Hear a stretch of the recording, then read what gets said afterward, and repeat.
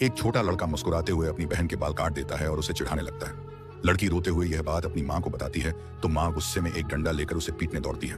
लड़का डर के मारे वहां से भाग जाता है। धीरे धीरे 20 साल बीत गए, लेकिन वो लड़का दोबारा घर नहीं लौटा और लड़की भी बड़ी हो जाती है। एक दिन घर में सब लोग मिलकर काम कर रहे होते हैं। तभी एक साधु बाबा वहां आते हैं और कहते हैं कि जल्द ही तुम्हारे घर में लक्ष्मी आने वाली है। परिवार वाले उसे झूठा समझकर भगा देते हैं। उसी समय 20 साल बाद वह लड़का वापस घर आता है। वह खुद को मुसाफिर बताता है और एक रात रुकने की इजाजत मांगता है। काफी सोच विचार के बाद घर वाले उसे ठहरने देते हैं। अगले दिन गांव का प्रधान पैसे लेने आता है।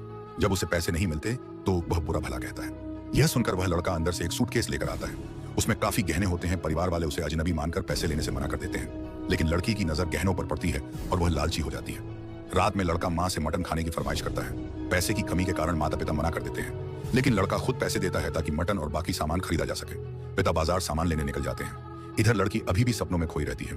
उसे याद आता है कि बाबा ने कहा था कि माँ लक्ष्मी घर आने वाली है, इसलिए वह माँ को बताकर लड़के को मारने की योजना बनाती है। पिता भी यह बात सुन लेते हैं और साथ देने को तैयार हो जाते हैं। वे खाने में जहर मिलाकर उसे मारने की योजना बनाते हैं और बाप जहर लेने बाजार निकल जाता है। उधर माँ और बेटी उसके आने का इंतजार करती है। माँ जंगल में जाती है और वहां से जहरीले पौधे लाकर घर में पीसने लगती है। वहीं पिता शराब की दुकान पर शराब पी रहे होते हैं। तभी उन्हें पता चलता है कि जो लड़का उनके घर 2 दिन से रह रहा है वही उनका बेटा है। यह सुनकर पिता घर की ओर दौड़ते हैं। लड़का खाना खाकर सो जाता है। जब लड़की उसके पास जाती है तो देखती है कि वह अभी तक जिंदा है। वह गुस्से में माँ को डांटती है कि तुमने खाने में जहर क्यों नहीं मिलाया। फिर वह खुद ही उसे चाकू से मार देती है।